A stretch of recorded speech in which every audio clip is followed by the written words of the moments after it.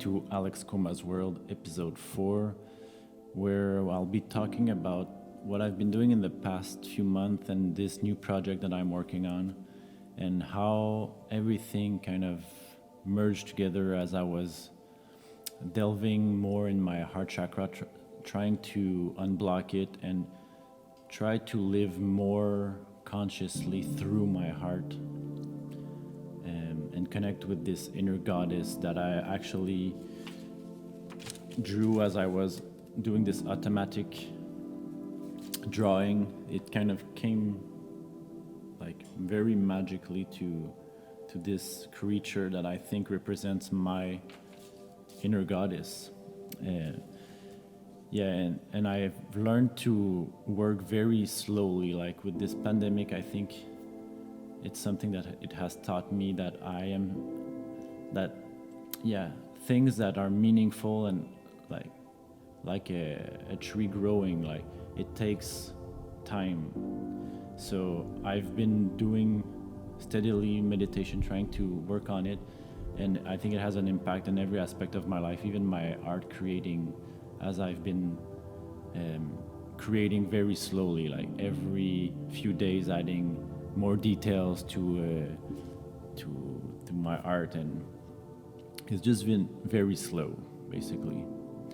And I think this is how I come to see that I needed to harmonize my mind, body, and spirit to become this more coherent, full self, and not just work on one of these three aspects. I have also spent a lot of time being a hermit and looking within, and I think a big insight that came to me is seeing how we are all androgynous souls that are neither masculine or feminine, but we are incarnate in this body, in my case a masculine body, and we come from this very feminine, like we come from women, we come from this source of everything, these creators, which is the Mother Earth and every woman. And this insight allows me to see how we are at birth disconnected from this source and put into this society that kind of indoctrinates us with illusions of how we're supposed to be, how we're supposed to interact with these illusionary like objects. And I think this disconnection just goes further and further till like we're old and so this has allowed me to see how we humans have to harmonize every aspects of our threefold self, spirit, mind, and body, to become creators of our lives. We can never arrive to truth before this is done, as the information we'll retrieve from our physical existence will always be incomplete. We will continuously take the information we stumble upon through our lives and make it fit through our man-made beliefs. Even science can never be a means to live by, as it is only a tool to describe the effects of this cause and effect universe. And the source of every cause cannot be understood with this tool, as it is not physical. And I am not discrediting science in any ways. I'm just saying that it can be a distraction from finding these answers within. And I think even the world's best intellects are battling to understand how consciousness and matter are intertwined. Like quantum physics has arrived to this point where it is proven that consciousness has an effect on matter. And where do we go from there? Like, we have to tap into this inner source at this point, which is the creative source of the mind.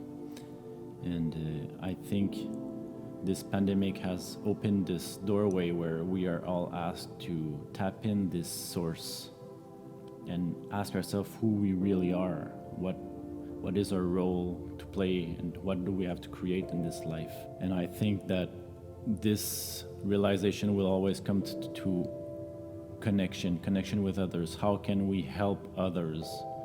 I think our higher purpose is never to reinforce the ego, but to liberate us from the ego and to connect with the source, connect with others, help others. So all of this circles back to the coming from this source called the womb, then being disconnected from it, or so having this illusion that we are, and then which is then reinforced by society, only to then realize this disconnection.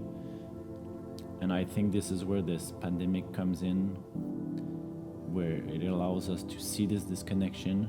And I think we are transitioning towards becoming our true selves, reconnecting with Mother Nature, with our roots, with our divine mothers. And I think, well, this is exactly what I want to do with my retreat center. To have a place where people can come and shed old habits through connecting with nature. This can be done through the actual contact through the land, or even to the contact through these, to the food, to the nurturing part of that this world gifts us. So I want to create a place of compassion, and where people can feel nurtured, and where they can feel nurtured not just on a physical but also on a mental and spiritual level. I will do that through implementing yoga classes and daily meditation sessions, and integrating conscious art.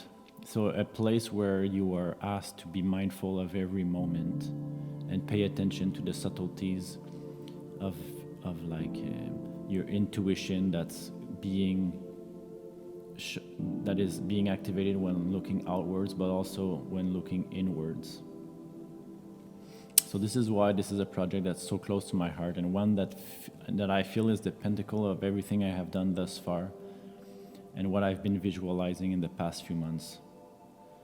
And I think it's being closer and closer to being feasible. And I think I will be using these channels as a way to communicate the progress of this vision with you guys. And I also want it to become a more interactive platform where you guys also are invited to comment and let me know how this resonates with you, so I can adapt also the message I have to say to what you guys want and need, and hopefully make this a collaborative effort that eventually bears fruit that we can all taste and get nourishment from. So I believe we are all in this life energy together, and we must build the future we want together from a place of light and harmony and connection. Let us simply be together. And yeah, I hope this episode resonated. It's a bit different than the last ones. I'll integrate some of my art so you can see also the symbolism behind it. Like this tower painting I've been doing is one that talks about these old belief systems that are coming to be destroyed, and so this new set of beliefs and this new way of seeing reality can replace it. Thank you guys for tuning in, and hopefully we can create this future together